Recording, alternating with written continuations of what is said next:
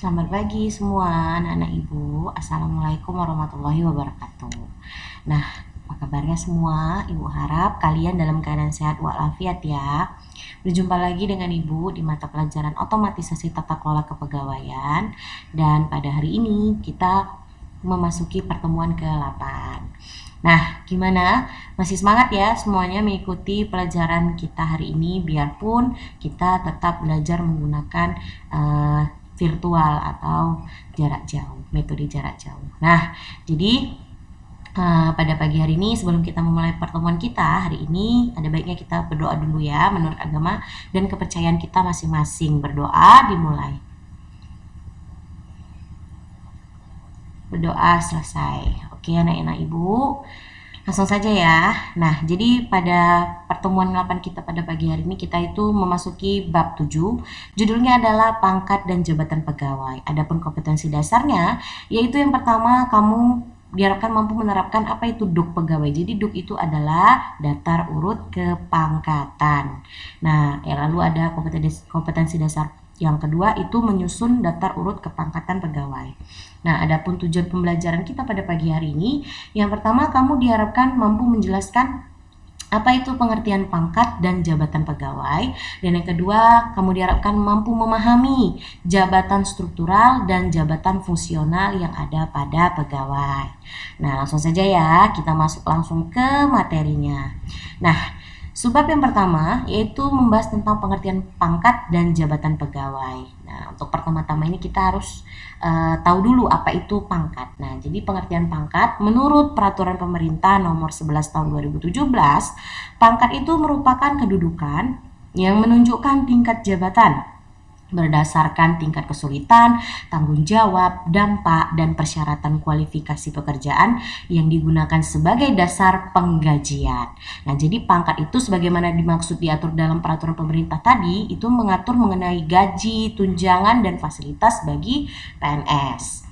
Jadi pangkat itu adalah kedudukan seorang pegawai yang menunjukkan tingkatan jabatan yang digunakan sebagai dasar penggajian. Jadi itulah pentingnya pangkat dalam susunan struktural seorang PNS atau ASN. Jadi sebagai dasar penggajian, ya itu kata kuncinya. Nah, selanjutnya kita masuk ke subbab B, yaitu tentang pengertian pangkat dan jabatan pegawai.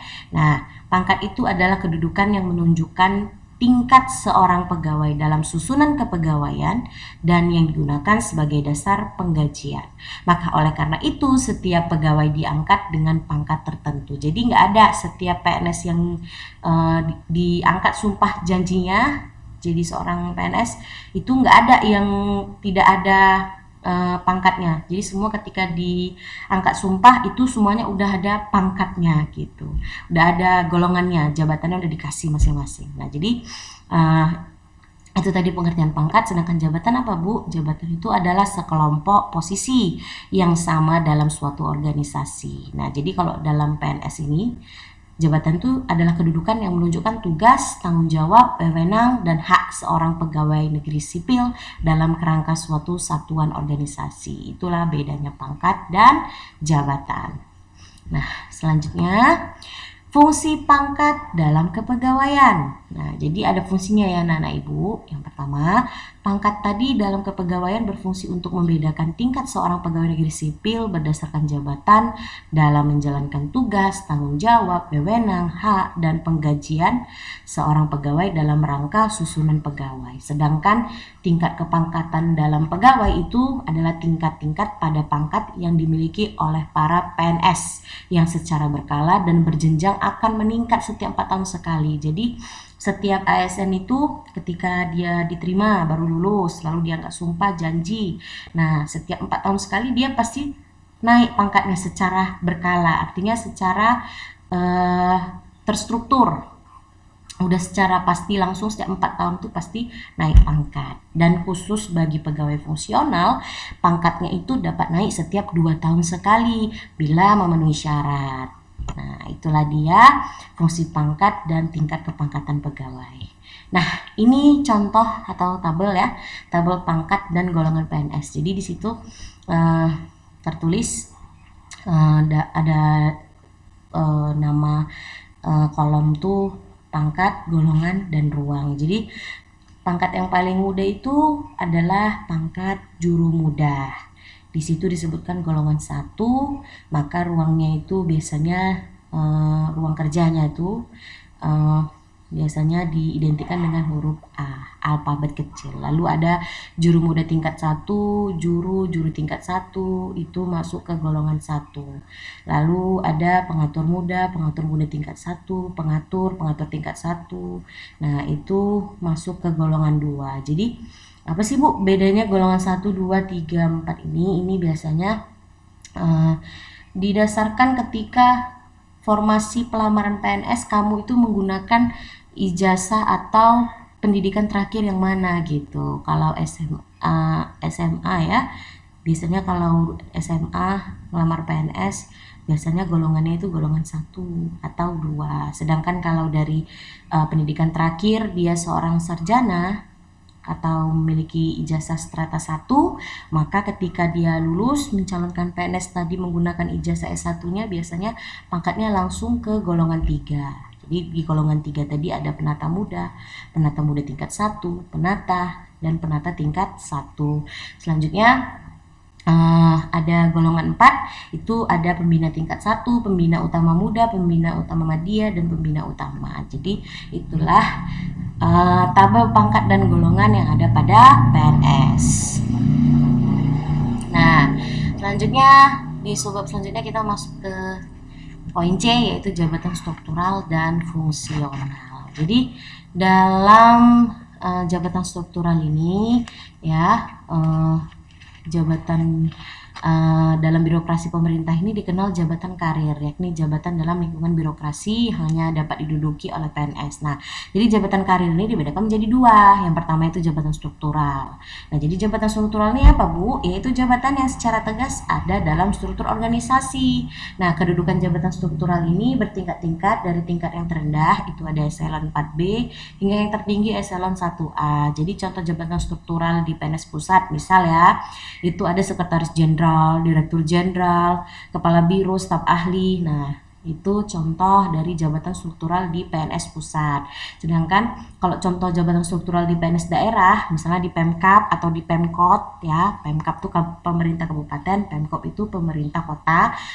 Jadi misalnya kamu seorang PNS guru di Kota Binjai gitu misal, maka kamu tuh dibilang seorang PNS daerah ya. Nah, itu contoh jabatannya itu ada sekretaris daerah, kepala dinas, kepala badan, kepala kantor, kepala bagian, kepala bidang, kepala sesi, camat, sekretaris camat, lurah, dan sekretaris lurah. Jadi itu adalah contoh jabatan struktural di PNS daerah.